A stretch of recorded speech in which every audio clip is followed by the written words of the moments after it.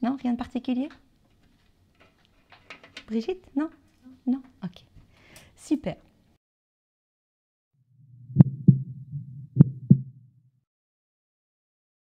Ok, ben, moi je suis très contente de vous apporter la parole de Dieu ce matin. J'ai un message qui résonne dans mon cœur vraiment depuis une semaine. Alors, je suis vraiment contente de pouvoir vous le partager. Aujourd'hui, je vais vous parler de livres. Les livres. Moi, j'aime beaucoup les livres. J'ai découvert dans la parole de Dieu que Dieu aime les livres.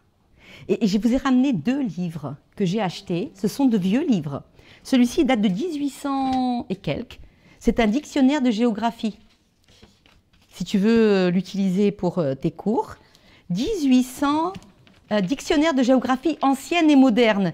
1860 quelque chose. Ouais, c'est un vieux livre, ça. Hein. Il est très intéressant. Ce n'est pas particulièrement que j'aime la géographie, mais j'aime les vieux livres. Et puis, le deuxième que je vous ai ramené, c'est celui-là. Il a l'air encore plus vieux. C'est La lecture pour tous. Voilà, des petits contes, vraiment un vieux livre. Et je me suis rendu compte que Dieu aime les livres, un petit peu comme Alison, ou Alison comme Dieu, ou comme Brigitte. Mais Dieu nous parle de livres. Et aujourd'hui, j'aimerais vous parler particulièrement du fait que dans la Bible, nous voyons qu'il y a un livre très spécial qui s'appelle le livre de vie. Et ce livre est plus qu'un livre, c'est une sorte de registre. Dans ce livre, il y a une sorte de liste.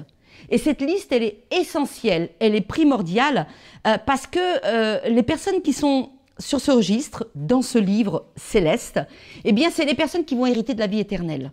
Alors, mon thème aujourd'hui de mon message, c'est « Es-tu sur la liste qui sauve ?» dans le livre. Alors, je vais vous parler de livres ce matin. Apocalypse 20, 15 nous dit « Quiconque ne fut pas trouvé écrit dans le livre de vie fut jeté dans l'étang de feu. » Quiconque ne fut pas trouvé écrit dans le livre de vie fut jeté dans l'étang de feu. Et la deuxième lecture, c'est une parole de Jésus dans Luc chapitre 10 et verset 20.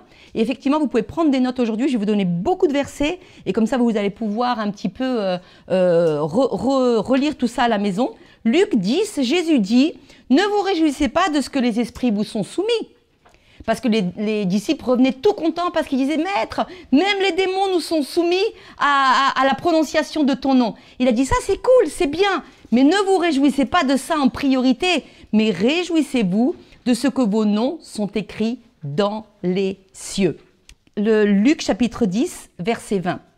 Je vous ai dit qu'il y a Dieu aime les livres. Il fait mention de plusieurs livres dans la Bible, et notamment un livre qui contient une sorte de liste. Vous savez, certaines listes, certains registres dans lesquels le fait que votre nom figure sur certaines listes est quelque chose quelquefois qui a beaucoup d'importance. Moi, je me souviens quand Alena a passé son ECN, c'est-à-dire pour valider ses années de médecine. C'est la 6e année. Eh bien donc, elle a passé ses examens, c'était essentiel qu'elle soit sur la liste des admis. Le jour où il a fallu vérifier qu'elle passait ou pas, qu'elle était admise ou pas, qu'elle a été sur Internet et qu'elle a été sur le site pour voir si son nom était sur la liste, je vous dis pas. C'était un jour de stress. Parce que non seulement il fallait qu'elle soit sur la liste des admis pour pouvoir continuer et faire son doctorat, mais en plus de ça, il fallait qu'elle soit en haut de la liste, bien notée, pour choisir sa spécificité. Vous connaissez comment ça se passe en médecine, hein? Donc il fallait que c'était essentiel pour elle d'être dans la liste. Si son nom n'avait pas été sur la liste, et là elle était en train de regarder, le cri de joie, la pression qui est tombée lorsqu'elle a vu Alena Majling dans la liste. Elle a su, c'est bon, je suis validée. Ça, donc des fois, c'est très important que ton nom il soit dans la liste. Parce que si ton nom n'est pas dans la liste, bah, ça a des conséquences graves. Ça, c'était important, très important pour elle. Mais vous savez, il y a des listes dont les conséquences, si ton nom n'y est pas, sont encore plus dramatiques. Parce que ça veut dire peut-être pour certains la mort. Je ne sais pas si vous avez eu l'occasion de voir le film La liste de Schindler de Spielberg. Un film qui est vraiment un film touchant. La liste de Schindler, c'est tout simplement pendant la Seconde Guerre mondiale, eh bien, à Cracovie, un riche industriel qui voulait faire fortune dans la fabrication de batteries de cuisine et d'émail, eh bien, il s'était fait ami avec certains officiers nazis qui dirigeaient les camps de concentration qui étaient là. Et donc, eux, ils lui, moyennant pot de vin, ils lui refilaient un petit peu de la main-d'œuvre bon marché juive. Alors, au début, comment s'appelle, Schindler était motivé par l'argent, l'appât du gain, il voulait faire beaucoup d'argent, mais quand il s'est rendu compte de ce qui arrivait à ce pauvre peuple et de ce vers quoi on allait les emmener, il a commencé à avoir un autre objectif, c'était de les sauver. Et donc Schindler a payé pour avoir des Juifs qui travaillent dans son usine, et à un moment, il était question de déporter ce camp-là vers le camp d'Auschwitz.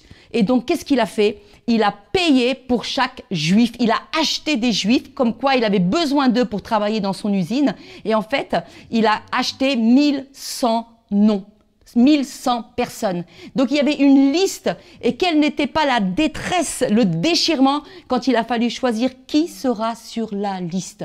Parce que ceux qui étaient, les 1100 qui étaient sur la liste, ça voulait dire il allait les faire déporter, les faire bouger ailleurs, vers une usine, et tous les autres qui étaient restés dans le camp allaient aller vers Auschwitz. Les 1100, parce que leur nom était dans la liste, ils ont été sauvés. Donc là, le fait d'avoir son nom sur la liste était vraiment quelque chose de capital, de primordial. Dans certaines situations, avoir ton nom dans la liste est juste une question de vie ou de mort. Et la Bible nous parle d'une liste, d'une sorte de registre, on va dire, d'un livre dans lequel il y a une liste de noms. Et c'est tellement capital. C'est la question aujourd'hui peut-être la plus capitale pour ta vie et ma vie, et pour la vie de quelqu'un qui nous écoute. Est-ce que mon nom figure dans la liste? Parce que là, il ne s'agit pas juste d'une question de vie ou de mort juste ici-bas, mais là, il s'agit de vie ou de mort éternelle. Et donc c'est tellement important, une question de vie ou de mort. Est-ce que mon nom figure dans la liste?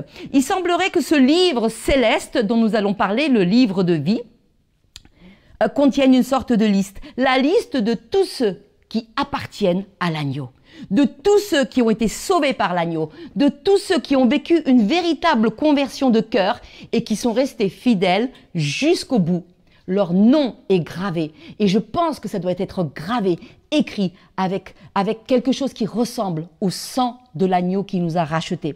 Et la question cruciale donc, est-ce que mon nom est dans la liste? Alors je ne sais pas si c'est un livre qui ressemble à quelque chose comme ça, ou si c'est un livre beaucoup plus... c'est un livre exceptionnel puisque c'est un livre céleste. Mais il est important de savoir, est-ce que dans la liste, mon nom y figure?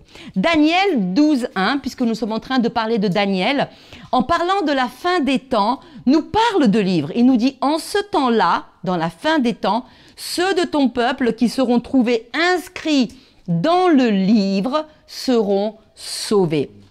Apocalypse 20:15, que nous avons lu, nous dit aussi, quiconque ne fut pas trouvé écrit dans le livre de vie fut jeté dans l'étang de feu. Donc vous voyez, c'est chaud quand même.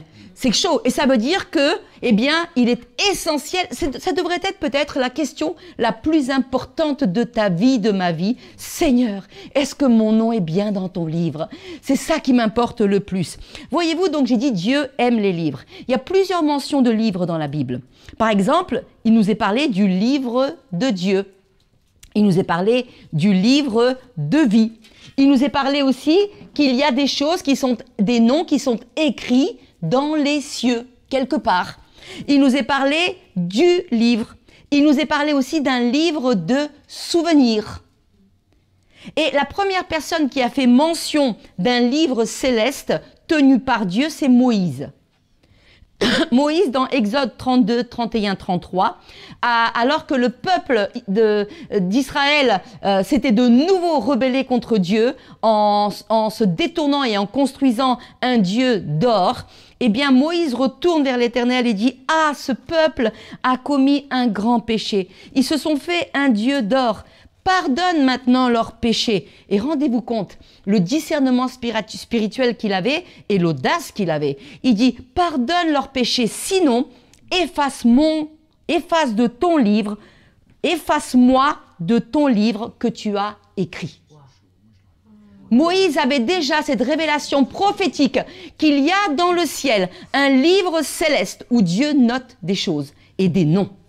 Et l'Éternel dit à Moïse, c'est celui qui a péché contre moi que j'effacerai de mon livre. Donc, la Bible nous parle clairement d'un livre unique gardé dans le ciel. Ce livre, eh bien, il appartient à l'agneau, le Christ. Et Apocalypse 21-27, il nous parle de la fin des temps. Il nous parle de cette fin du gouvernement de la terre qui est orchestré, dirigé par les hommes. Il nous parle aussi d'un nouveau cieux, de nouvelles terres, et il nous parle d'une nouvelle Jérusalem, une ville céleste qui viendra. Et il dit que pour rentrer dans cette nouvelle Jérusalem, eh bien, il faut que ton nom soit dans le livre de l'agneau. Apocalypse 21-27, il n'entrera chez elle rien de souillé, ni personne qui se livre à l'abomination et au mensonge. Il n'entrera que ceux qui sont écrits dans le livre de vie de l'agneau. C'est le livre de l'agneau. C'est un livre exceptionnellement important. C'est une sorte de registre qui contient une liste de noms, le nom de tous ceux qui doivent hériter de la vie éternelle. Alors ce serait quelque chose de terrible pour toi et moi, de nous retrouver un jour devant Dieu, et alors qu'on est en train de regarder la liste, qu'elle déroule, et de découvrir que mon nom, ou que le nom de ceux que l'on aime, ne figure pas dans ce registre. L'apôtre Jean nous décrit quelque chose d'assez surréaliste. Il a eu une vision dans l'île de Patmos. Il a eu une vision de la fin des temps. Une vision d'une scène qui se déroule dans le ciel. C'est une vision de ce qui va se passer à la fin des temps. Et vous savez, juste pour qu'on comprenne à quel moment des événements de la fin des temps cette vision va se dérouler, j'aimerais juste vous dérouler un petit peu, très très vite, la chronologie de ce que nous comprenons qui devrait se passer, de ce que la Bible annonce de la fin des temps. La Bible nous dit qu'avant le retour du Seigneur, ce temps que l'on qualifie de la fin des temps, il y aura des perturbations, il y aura des perturbations climatiques, la terre va être ébranlée, il y aura une augmentation de certains événements comme les tremblements de terre, comme les situations de famine, de peste. La Bible nous dit que les mœurs vont évoluer, elle nous dit que l'amour va diminuer, qu'il y aura une période très difficile. Elle nous parle aussi de l'accroissement du mal. Elle nous dit aussi que dans cette période de la fin des temps, eh bien, il y aura la mise en place d'un gouvernement mondial avec un dictateur mondial, un antichrist, qu'il y aura un contrôle total sur l'humanité. Et puis donc, à ce moment-là, à un moment dans toute cette période, il y a ce qu'on appelle l'enlèvement de l'Église. C'est-à-dire qu'un signal donné au son de la trompette, d'un seul coup, les chrétiens seront juste enlevés. Alors, je ne vais pas parler trop de ça là parce que je vais juste une chronologie rapide, mais tous ceux qui auront aimé le Seigneur, qui seront prêts, qui auront servi le Seigneur, eh bien, seront attirés, enlevés avec le Seigneur vers le ciel. Et pendant ce temps-là, il y aura une période de 7 ans qui va se dérouler sur la terre. Une période terrible, difficile, de laquelle nous serons soustraits, une période de 3 ans, pendant 3 ans et demi, cet antichrist, eh bien, va se faire connaître au monde. Ce sera 3 ans et demi plus ou moins encore, on va dire une période plus ou moins encore chaotique mais tranquille, mais les 3 ans et demi de la fin seront des 3 ans et demi de détresse, de calamité, comme le monde n'a jamais connu. Mais l'Église qui a été enlevée ne subira pas tout cela. Elle sera dans le ciel, avec le Seigneur. Qu'est-ce qui va se passer pour l'Église? Il y aura ce qu'on appelle le tribunal de Christ, c'est-à-dire que chacun, à un moment, viendra devant le Seigneur, rendra compte de ce qu'il aura fait, le bien, le mal, recevra sa récompense. Ensuite, la Bible nous parle des noces de l'agneau. Et puis, après les 7 ans et demi, de nouveau, le Seigneur va revenir avec les élus pour aller affronter le diable et toutes les nations à la bataille d'Armageddon. Le diable sera jeté dans l'étang de feu pendant 1000 ans. Il y aura le millénium. Et après ces temps de 1000 ans où Christ va régner, je vous la fais très rapide, hein. Un jour, on étudiera ça dans le détail, mais pour vous situer la vision de Jean, après ces 1000 ans, eh bien, il y a ce qu'on appelle le jugement dernier, le jugement final. Ce temps où les morts, tous les morts, toutes les personnes qui auront vécu vont se ressusciter, la deuxième résurrection, pour se présenter devant le trône de Dieu.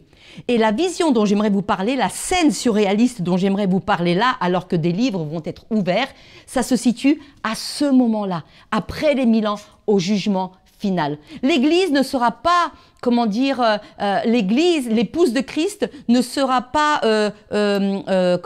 concernée par ce jugement final, parce qu'elle aura déjà passé devant le tribunal de Christ. Et la Bible nous dit dans Jean, je vais vous trouver Jean 5, 24, l'Église est soustraite au jugement final. Jean 5, 24, celui qui écoute ma parole, dit Jésus, et qui croit à celui qui m'a envoyé a la vie éternelle et ne vient pas en jugement, mais il passe de la mort à la vie. Donc cette scène, ce jugement final va concerner non pas l'Église, mais bien tout le reste de l'humanité. Et qu'est-ce qui se passe dans cette scène surréaliste que Jean nous décrit, qui se tient dans le ciel? Apocalypse chapitre 20, verset 11. Puis je vis un grand trône blanc, et celui qui était assis dessus. La terre et le ciel s'enfuirent devant sa face, et il ne fut plus trouvé de place pour eux. Et je vis les morts, les grands et les petits, qui se tenaient devant le trône. Des livres furent ouverts. Des livres furent ouverts. Et un autre livre fut ouvert, celui qui est le livre de vie. Et les morts furent jugés selon leurs œuvres, d'après ce qui était écrit dans ces livres. Qu'est-ce que ça veut dire tout ça? Ici, on a la mention de 2 types de livres. Vous avez remarqué? Il nous parle des livres et ensuite un autre livre, qui est le livre de vie. Et qu'est-ce que sont ces 2 types de livres? Des livres furent ouverts. Ici, ces livres représentent tous les livres de la Bible que nous avons et d'après lesquels les œuvres de chacun seront jugées.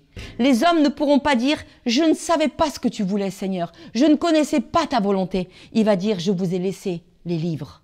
Je vous avais laissé ma parole. » Et donc, Dieu rendra à chacun selon ses œuvres, nous dit tout à l'heure. Ils furent jugés selon leurs œuvres, d'après ce qui est écrit dans les livres. Donc ça, c'est important à comprendre que voilà, ces livres seront ouverts et chacun sera jugé. Vous savez, c'est comme si il semblerait qu'il y a dans le ciel un registre, que Dieu prend note quelque part de toutes les actions des hommes, ce qui est fait de bien et ce qui est fait de mal. Il semblerait que quelque part tout soit répertorié, noté. C'est pour cela que dans sa justice, Dieu rendra à chacun selon ses œuvres. Vous savez, la justice ici-bas, elle n'est pas toujours juste. D'ailleurs, des fois, elle n'existe pas. On parle de justice, mais en réalité, elle n'est pas exercée pleinement. Mais un jour, la justice, ce qui est la justice de Dieu, sera pleinement exercée. Et vous savez, David avait quelque part compris de manière encore d'un discernement spirituel. Il avait compris qu'il semblerait que quelque part dans le ciel, tout est noté ce qui concerne ma vie. Et David avait dit prophétiquement que Dieu inscrit toutes ses actions dans son livre. Dans Psaume 139, 16, il dit « Quand je n'étais qu'une masse informe, tes yeux me voyaient, et sur ton livre étaient tous inscrits les jours qui m'étaient destinés, avant qu'aucun d'eux n'existât. » Et on semblerait qu'il y ait des registres dans le ciel où tout ce qui concerne ta vie est mentionné. Quelquefois, tu fais des choses qui sont bonnes, tu fais le bien, mais tu n'as aucune récompense ici-bas. Et tu te dis, est-ce que ça vaut vraiment la peine? Quelquefois, tu choisis d'être droit, d'être loyal, d'être fidèle pour honorer Dieu et tu as l'impression que personne ne voit. Moi, j'aimerais te dire qu'aujourd'hui, que dans le ciel, c'est noté. Tout est inscrit. Dieu prend note de tout ce qui concerne ta vie. Et même tes larmes, même tes peines. Parce que David avait dit qu'aucune de ses souffrances ne passe inaperçue. Dans un autre passage, il dit « Tu comptes les pas de ma vie errante. Recueille mes larmes dans ton outre. Ne sont-elles pas inscrites dans ton livre ?» Tes peines, tes tristesses, tes déceptions, tes interrogations, tout ce que tu traverses, quelque part, Dieu le voit, le sait, est inscrit. Tout ça, c'est inscrit. Dieu est tellement concerné par nos vies. Donc, les livres furent ouverts. Donc, chacun, au jugement dernier, sera jugé pour ce qu'il aura fait de bien ou de mal d'après les livres. Et il nous est dit, et après, un autre livre fut ouvert. Qu'est-ce que cet autre livre? C'est le fameux registre de Dieu, celui qui contient les noms, celui qui contient les noms de tous ceux qui sont appelés au salut éternel, à la vie éternelle. Ce livre contient l'ensemble de ceux que Dieu a sauvés, ceux qui ont été rachetés par le sang de l'agneau, ceux qui ont été fidèles jusqu'au bout. Et Apocalypse 20:15, on l'a dit, quiconque ne fut pas trouvé écrit dans le livre de vie fut jeté dans l'étang de feu. Alors, qui sera inscrit dans ce livre? Premièrement, Jésus assure à ses disciples que leurs noms sont écrits dans les cieux. Quand on a lu tout à l'heure Luc 10, « Ne vous réjouissez pas de ce que les esprits vous sont soumis, mais réjouissez-vous de ce que vos noms sont écrits dans les cieux. » Ensuite, l'auteur des Hébreux dit que les noms de ceux qui sont rachetés sont écrits dans les cieux. Hébreux 12, 22, 23. « Mais vous vous êtes approchés de la montagne de Sion, de la cité du Dieu vivant, la Jérusalem céleste, des myriades qui forment le cœur des anges, de l'assemblée des premiers-nés inscrits dans les cieux. » Et Paul explique aussi que ses compagnons d'œuvre, eh bien, leurs noms sont dans le livre de vie. Dans Philippiens 4:3, il dit « Et toi, fidèle collègue, je te prie de les aider, elles qui ont combattu pour l'évangile avec moi et avec Clément et mes autres compagnons d'œuvre, dont les noms sont dans le livre de vie. » Donc vous voyez, il y a des noms, il y a un livre, le livre de vie. Et ce livre contient les noms de tous les rachetés. Tous ceux qui auront cru au Seigneur, tous ceux qui auront servi le Seigneur fidèlement, avec persévérance, et bien quelque part, à un moment, quand ils auront accepté le Seigneur, leurs noms s'inscrivent dans ce livre. Et Jésus nous a dit que c'est la raison principale pour laquelle nous devons nous réjouir. Vous savez, on peut se réjouir de beaucoup de choses ici-bas, et c'est bien. Nous sommes des créatures avec des émotions. Nous sommes appelés à nous réjouir. On se réjouit parce qu'on a réussi un examen. On se réjouit parce que notre projet pour lequel on a travaillé, eh bien, finalement, s'accomplit. On se réjouit parce qu'il y a la naissance d'un bébé. On se réjouit parce qu'on va bientôt se marier. Il y a des tas de sujets de réjouissance. Les disciples, eux, ils se réjouissaient parce que les démons leur étaient soumis. Ils étaient contents. Et Jésus leur a dit, c'est bien, vous avez raison de vous réjouir. Mais il a dit que ça ne doit pas être leur raison principale pour laquelle ils se réjouissent. Et nous aussi, frères et sœurs, mes amis, nous pouvons nous réjouir et c'est bien pour nos succès, pour les bénédictions que nous avons ici-bas. Mais ce n'est pas notre destinée finale. Notre plus grand sujet de réjouissance, de force, de sécurité, de joie, notre plus grand sujet de réjouissance, c'est savoir que ton nom est bien dans la liste. Ça doit être ton plus grand sujet de réjouissance. Savoir ça, c'est une grande source de joie, de satisfaction et de force. Ça te dit déjà, la première chose, ça te dit que Dieu te connaît par ton nom. C'est quelque chose d'intime entre toi et lui. T'es pas juste une personne perdue dans la foule, parmi des milliers de gens. Non, Dieu te connaît par ton nom. Et quand il va lire dans la liste, ce sera ton nom qu'il va lire. Brigitte Erard, ma fille. Il va lire ton nom, il te connaît par ton nom. Ça, c'est une grande source d'apaisement. De savoir ça. Ça nous dit aussi, c'est une grande source de réjouissance parce que ça nous confirme la sollicitude de Dieu. Dieu est intéressé par toi, par ta vie, par ce que tu expérimentes, par tes joies, par tes peines. Tes combats, il les connaît et tout est noté et il sait ce que tu as fait pour lui. Ça, c'est noté aussi. Être inscrit dans le livre, c'est notre garantie de savoir qu'avec Dieu, nous vaincrons. Ça, c'est tellement important. Avant la fondation du monde, Dieu t'avait déjà choisi et tu es destiné à la victoire. Ici et maintenant, mais aussi à la victoire éternelle. Et ça devrait te réjouir. La Bible nous dit que dans toutes ces choses, nous sommes plus que vainqueurs par celui qui nous a aimés. Amen. Ceux dont les noms sont écrits vont triompher et ils auront la capacité de persévérer jusqu'à la fin. Persévérer, ça implique des efforts, ça implique la lutte, mais nous luttons en vainqueurs. C'est ça qui est merveilleux. C'est que oui, nous avons des efforts à faire, nous devons persévérer, mais nous luttons en étant déjà vainqueurs. Parce que Christ est vainqueur. Avoir son nom inscrit dans le livre, c'est la garantie, eh bien, que tu ne feras pas partie des apostats. Tu ne feras pas partie de ceux qui vont renier Christ, mais tu tiendras ferme jusqu'au bout. Et ça doit te donner du courage et de la force. Donc Jésus a dit que c'est pour ça qu'il faut se réjouir en priorité. Ça doit être ton sujet principal. Quand c'est dur ici-bas, quand tu pédales dans la choucroute, quand tu as l'impression que tu rétrogrades parce que tu perds des choses que tu as dû travailler dur pour les acquérir, eh bien tu te réconfortes, tu dis ok c'est dur, mais c'est pas la chose essentielle. La chose essentielle, c'est que mon nom est écrit dans le livre de vie. Je suis sur la liste des sauvés, je suis sur la liste des vainqueurs. Apocalypse 3,5, il dit « Celui qui vaincra sera revêtu de vêtements blancs. Je n'effacerai point son nom du livre de vie, et je confesserai son nom devant mon Père et devant ses anges.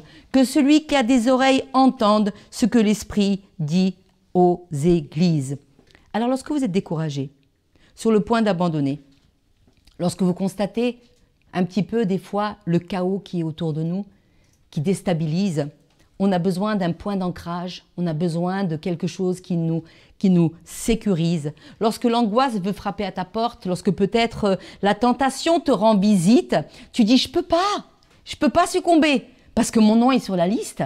Je veux que mon nom reste gravé sur la liste. » Amen. Rappelez-vous que Dieu tient un registre, non seulement un livre de vie, mais un registre aussi de toutes vos actions et que tout est inscrit dans le ciel et que lui, il tient compte et que lui vous récompensera pour tout ce que vous aurez fait, pour son nom, pour sa gloire ici-bas. Alors, comment avoir son nom écrit dans le livre de vie? Parce que peut-être que quelqu'un écoute, il dit, mais moi, je ne suis pas sûr. Moi, je crois en Dieu, mais je ne suis pas vraiment sûr si mon nom est vraiment inscrit dans le registre. Je ne suis pas sûr d'être parmi les 1100 de la liste de Schindler. Je ne suis pas sûre que je vais vraiment être sauvé. Mais si tu entends ce message aujourd'hui, c'est que Dieu t'appelle à le suivre totalement. Vous savez, nous ne pouvons plus nous permettre aujourd'hui les demi-mesures. Aujourd'hui, c'est le jour où nous devons décider. Aujourd'hui, nous devons décider de servir le Seigneur, de marcher avec lui. La Bible nous dit, si vous entendez ma voix, n'endurcissez pas votre cœur. Donc aujourd'hui, si quelqu'un entend ce message, eh bien c'est parce que Dieu t'appelle. C'est parce que Dieu veut que tu choisisses Christ et que tu viennes à lui. Parce qu'il veut quelque part inscrire ton nom dans le livre de vie. Alors comment pouvoir avoir son nom qui s'inscrit dans le livre de vie? Eh bien d'abord, il nous faut reconnaître que sans Dieu, on est perdu. Et venir à Christ. Jésus a le pouvoir de pardonner tes péchés et de faire en sorte que ton nom, alors que tu viens à lui, soit inscrit dans le livre de vie. Il faut accepter le Seigneur Jésus de tout son cœur. Accepter que le Seigneur Jésus est ton sauveur personnel et croire qu'il a le pouvoir de pardonner tes péchés. Dans Actes chapitre 2, Pierre dit à cette foule qui dit « Mais qu'est-ce qu'on doit faire pour être sauvé? Qu'est-ce qu'on doit faire pour que notre nom soit rajouté à la liste ?» Pierre leur dit « Repentez-vous, changez de vie. Avant vous viviez sans Dieu, et bien maintenant vous mettez Dieu au centre de votre vie. Venez à lui, acceptez Jésus-Christ. » Ensuite, il leur dit que chacun de vous soit baptisé au nom de Jésus pour le pardon de vos péchés. Baptisé, encore faut-il être baptisé correctement. Parce que on est baptisé, le baptême c'est un engagement, c'est une décision de servir Dieu. Alors on peut faire prendre cette décision qu'à un âge adulte, un libre choix. C'est pour cela que le baptême des petits-enfants, eh bien, n'est pas le baptême qui est le baptême de la parole de Dieu. Parce qu'un petit enfant ne peut pas choisir pour lui-même. Dieu veut que ce soit chaque être humain qui décide dans son âme et conscience de le servir et de s'engager avec lui. Et il a dit, et vous recevrez le baptême du Saint-Esprit parce que la promesse est pour vous et pour tous ceux qui sont au loin. Donc voilà, quand tu fais ces choses-là, tu viens, tu te repens, tu acceptes le Seigneur comme ton sauveur personnel, tu passes aussi par les eaux du baptême, tu choisis de t'engager avec Dieu d'une manière visible et tu reçois ce baptême du Saint-Esprit, eh bien, tu marches fidèlement avec Dieu jusqu'à la fin. La Bible nous dit que le Seigneur grave ton nom dans le livre de vie. Tu peux avoir l'assurance. Romains 8,16 nous dit « L'Esprit lui-même rend témoignage à notre esprit que nous sommes enfants de Dieu. » Alors, quelqu'un a posé une question, c'est « Mais peut-on avoir son nom effacé du livre ?» C'est une question importante, n'est-ce pas? Peut-on avoir ce nom effacés du livre. Dieu a répondu à Moïse qui lui disait « Seigneur, pardonne-leur ou alors enlève mon nom du livre. » Dieu lui a dit « Non, c'est pas comme ça que ça se passe, Moïse. C'est celui qui aura péché contre moi que j'effacerai de mon livre. » Alors, c'est vrai que dans sa préscience, son omniscience, Dieu sait à l'avance. C'est pour ça qu'il nous choisit. Il sait à l'avance ceux d'entre ses fils et ses filles qui sont destinés à la vie éternelle. Alors, une fois sauvé, pourtant, ne veut pas dire toujours sauvé. C'est-à-dire qu'il y a des personnes qui viennent au Seigneur, mais qui ne persévèrent pas jusqu'à la fin.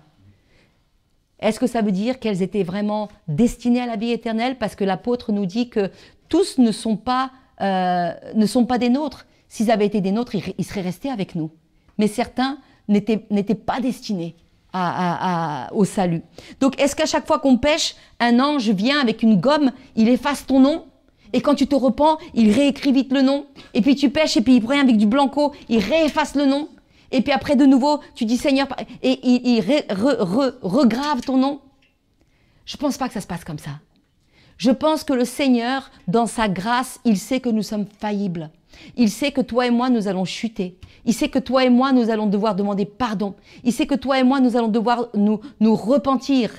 Mais je pense que par contre, ce dont Dieu parle, c'est ces personnes qui, fut un temps, ont connu la grâce de Dieu.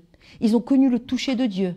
Ils sont venus au Seigneur. Ils sont passés par les eaux du baptême. Ils ont goûté à la saveur du Saint-Esprit. Ils ont coulé, des larmes ont coulé. Ils ont expérimenté la grâce de sentir ce que c'est que d'avoir ses péchés pardonnés. Et à un moment, volontairement, ils ont pris la décision de dire non à Dieu, de rejeter Dieu et de partir loin de lui. Je pense que c'est de ça que Dieu parle. Il a dit, celui qui pêche contre moi, je l'effacerai de mon livre. Amen. Donc, ce que je voudrais dire, ne joue jamais avec la grâce de Dieu et avec le salut de ton âme. C'est la chose dans ta vie que tu devrais considérer avec le plus de sérieux. Ma vie spirituelle, ma vie avec Dieu. Jésus a dit que dans la fin des temps, eh bien, il y aura des temps difficiles parce que les gens, eh bien, seront séduits. Et il a dit, le Seigneur Jésus, quand il reviendra, est-ce qu'il trouvera la foi sur la terre? Donc toi et moi, nous devons chérir, protéger notre vie spirituelle avec le Seigneur. Nous devons tout faire pour rester zélés, bouillants. Jésus a dit, puisses-tu être froid et pas tiède? Parce que si tu es tiède, je te vomirai de ma bouche. Donc, c'est tellement important eh bien, de savoir que nous voulons eh bien, prendre au sérieux notre marche avec le Seigneur. Dans la fin des temps, les hommes chercheront à vivre de plus en plus en opposition à Dieu, selon leurs règles, en défiant la souveraineté et la sainteté de Dieu. Un faux système religieux va séduire la terre avec un antichrist qui va se faire adorer. Et Apocalypse 13, 8 nous dit « Tous les habitants de la terre l'adoreront, ceux dont le nom n'a pas été écrit avant, dès la fondation du monde, dans le livre de vie de l'agneau qui a été immolé. » Et c'est aussi ce que Daniel a dit. 2600 ans avant, Daniel chapitre 12, il a dit « Ceux de ton peuple qui seront trouvés inscrits dans le livre seront sauvés. » Alors en conclusion, j'aimerais vous dire, mes amis, la première chose c'est, est-ce que ton nom est sur la liste? Est-ce que tu as pris clairement dans ta vie la décision de servir Jésus, de l'aimer, de croire en lui, de renoncer à ta vie d'avant, qui était une vie sans Dieu, pour décider de vivre une vie où Christ est au centre de ton cœur, au centre de tes décisions, au centre de tes choix, une vie où tu vas chercher à vivre pour honorer Dieu. Est-ce que tu as clairement fait ce choix dans ta vie? Et deuxièmement, alors que nous avons parlé de ce livre qui est le livre qui contient la liste de tous les rachetés, eh bien, nous avons aussi parlé du fait que ton nom soit inscrit dans le livre, c'est une déclaration de triomphe pour ta vie.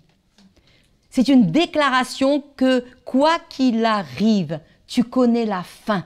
Et tu peux endurer même les souffrances, même les persécutions, même les difficultés. C'est pas parce que c'est dur, c'est pas parce qu'il faut des fois passer par des persécutions que nous devrions nous affaiblir et perdre courage et dire « Oh, maintenant c'est trop dur, avant on vivait bien, on pouvait servir Dieu librement, c'était facile, maintenant il faut payer le prix, il faut venir en cachette, sinon on est arrêté.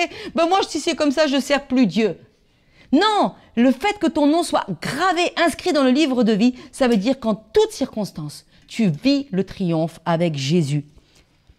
Amen. Ça vaut la peine de marcher. Et aussi, ce que cela nous montre, quand nous avons parlé de tous ces livres, nous avons vu que au ciel, quelque part, tout est noté, tout est gravé. Eh bien, tout est gravé dans le livre de souvenirs de Dieu. Malachie nous parle d'un livre de souvenirs aussi. Eh bien, tout cela nous montre que tes œuvres bonnes, ces œuvres que personne ne voit, ta fidélité, les injustices que tu as subies et dont tout le monde n'en a que faire, ça leur est égal. Et toutes ces choses difficiles peut-être, ton engagement avec le Seigneur, tout est noté, le Seigneur voit et il te récompensera. Donc tu peux vivre vraiment joyeux, heureux et te réjouir aujourd'hui, alors que Jésus a dit « Celui qui vaincra sera revêtu de vêtements blancs » dans Apocalypse 3, 5. « Je n'effacerai point son nom du livre de la vie, et je confesserai son nom devant mon Père et devant ses anges. » Alors aujourd'hui, réjouissons-nous que Dieu tient un registre. Réjouissons-nous de savoir que notre nom est inscrit dans le livre de vie.